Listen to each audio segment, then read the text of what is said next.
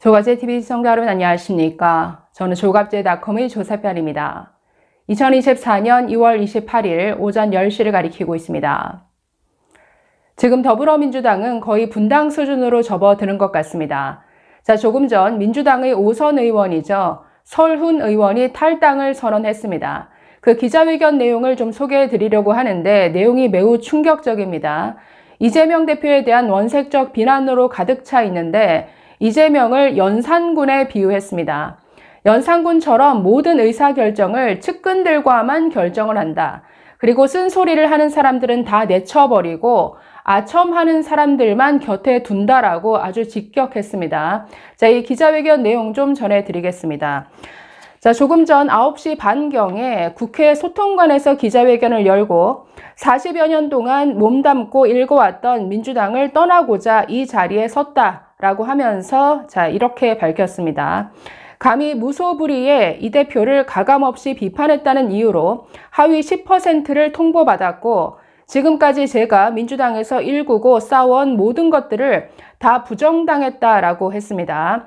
자, 그러면서 국민의 더 나은 삶을 위해 지역구를 누비고 밤낮을 바꿔가며 고군분투했던 4년이라는 시간이 단순히 이 대표를 비판했다는 이유로 아무 의정 활동도 하지 않는 하위 10%의 의원이라고 평가절하되며 조롱당했다라고 말했습니다. 자, 설훈 의원은 5선 의원인데 지역구가 경기도 부천 을입니다. 자, 자신이 지금 하위 10%에 들어간 이유가 딱 하나라는 거죠. 이재명 대표에게 맞서는 뭔가 쓴소리를 하는 비판의 목소리를 많이 내왔기 때문에 내가 이렇게 됐다. 자, 이런 주장입니다. 자, 이어서 이렇게 말합니다. 저는 1980년 김대중 전 대통령을 만나고 민주당을 세우고 민주당의 국회의원으로서 지금까지 살아왔다. 지난 40여 년 동안 민주당이 버텨왔던 원동력은 그리고 국민이 민주당을 신뢰했던 이유는 바로 민주당의 민주화가 제대로 작동되었기 때문이다. 그러나 지금의 민주당은 다르다. 이제 민주당은 이런 민주적 공당이 아니라 이재명 대표의 지배를 받는 전체주의적 사당으로 변모됐다. 자, 이렇게 비판했습니다. 지금의 민주당은 한마디로 그러니까 이재명이 수령이 있는 내 독재 일당이라는 것이죠. 이재명 대표의 지배를 받는 전체주의적 사당으로 변모되었다. 자, 이렇게 비판했습니다.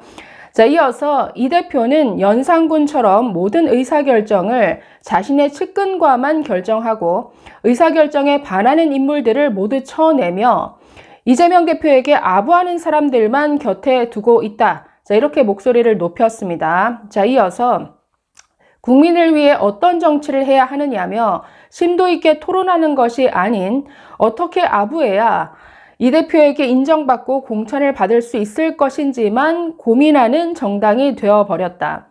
국민을 향한 다양한 목소리는 나오지 않고 이재명 대표를 향한 찬양의 목소리만 나오고 있다. 자, 이렇게 전했는데 찬양도 어느 정도죠. 차은우보다 이재명이 더 이상형이다. 강동원보다 이재명이 더 잘생겼다. 네, 이런 식의 정말 오그라드는 이런 찬양만 오가는 그런데 그런 발언, 아부성 찬양 발언을 했던 사람들이 지금 줄줄이 공천을 받다 보니까 지금 이런 탈당, 이런 쓴소리까지 나오는 것 같습니다. 자, 마지막 보겠습니다.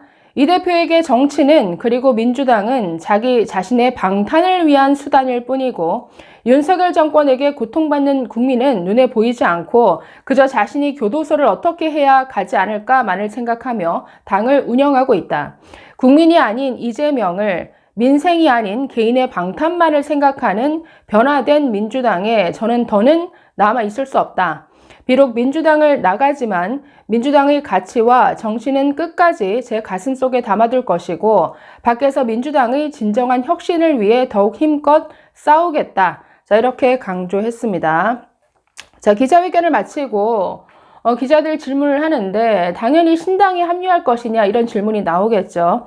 자, 이낙연 신당 새로운 미래에 합류를 할 것이냐. 자, 이에 대해서 고민하고 있다라고 답했고 이낙연 대표와 연락을 이어가고 있다. 자, 이렇게만 답했습니다. 자, 이분이 이낙연 당시 경선 과정에서 이낙연 그 선대 캠프 그 본부장을 맡은 걸로 알고 있는데 뭐 합류가 거의 기정사실화된 것으로 보입니다. 자, 이어서 소속되어 있는 부천을 광역기초의원과 이야기를 나눴는데 일부는 무소속이 좋겠다고 얘기를 하더라. 어떤 방향으로 갈지는 아직 모른다라고 했습니다. 자, 이재명 대표의 문제를 제기하는 의원들과 협력할 것이냐, 자, 이런 질문에는 당연하다. 어떤 형식, 어떤 형태가 되더라도 이재명 대표가 하는 행태에 대해서는 가차없는 비판을 하게 될 것이다. 자, 그러면서 이 이재명의 정치를 혼자 하는 독선이자 가득 찬 오만이다. 자, 이렇게 맹비난했습니다. 자, 그리고 기자들에게 이재명 대표의 잘못된 행동을 막을 방법은 총선에 출마해서 국민에게 알리는 게 필요하다. 자, 이런 입장에서 출마하려고 해서 출마하려면 탈당할 수밖에 없다는 결론이 나왔다. 자, 이렇게 말했습니다. 자, 이분이 스스로 밝힌 바처럼 하위 10% 평가 통보를 받았다라는 것이죠. 지금 이런 통보를 받은 의원들이 줄줄이 탈당하고 있습니다. 뭐 국회 부의장을 지낸 김영주 의원뿐만 아니라 어제 탈당한 박영순 의원, 뭐 동작을 공천에서 배제된 이수진 의원. 지금 문제는 이게 시작으로 보입니다. 거의 지금 어제 그 임종석 전 실장에 대한 공천 배제가 결정된 이후에 완전히 아주 격앙된 분위기에서 이게 시작인 것 같습니다. 그래서 앞으로 계속 탈당이 이어질 것 같은데 지금 뭐 친문으로 분류되는 의원들 여러 명이죠. 설훈뿐만 아니라 뭐 홍영표, 그리고 기동민, 뭐 이외에도 윤영찬, 이런 사람들이 아주 줄줄이 지금 탈당하지 않을까. 뭐 전해철 의원도 있고, 문제는 지금 탈당하는 의원들이 거의 고향이 전라도 호남 쪽입니다.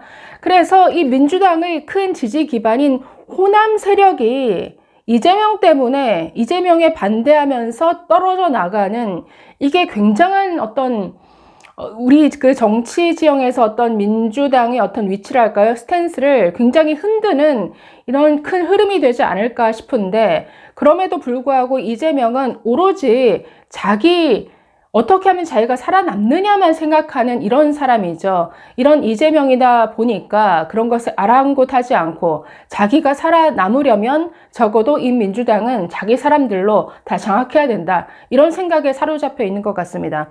자, 그래서 뭐 설훈뿐만 아니라 앞으로 홍영표, 기동민, 뭐 전해철, 윤영찬 이런 의원들의 줄 탈당이 이어질 것으로 보입니다. 자, 어제 열린 민주당 의원총회도 아주 분위기가 살벌했다라고 합니다. 3시간 동안 의총이 이어졌는데 거의 이재명식 공천에 대한 성토장이었다라고 합니다. 자, 특히 홍영표 의원, 민주당 과거 원내대표까지 지낸 분이시죠. 자, 홍영표 의원이 아주 면전에서 이재명 대표를 향해 큰 소리를 쳤습니다.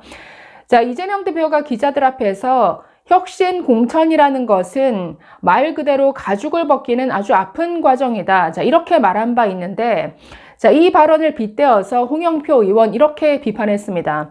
아니, 왜 당신 가죽은 안 벗기느냐? 당신 가죽은 안 벗기면서 남의 가죽만 벗기려고 하니까 손에 피칠갑을 하게 되는 거다. 남의 가죽을 벗기면 손에 피칠갑을 하게 된다.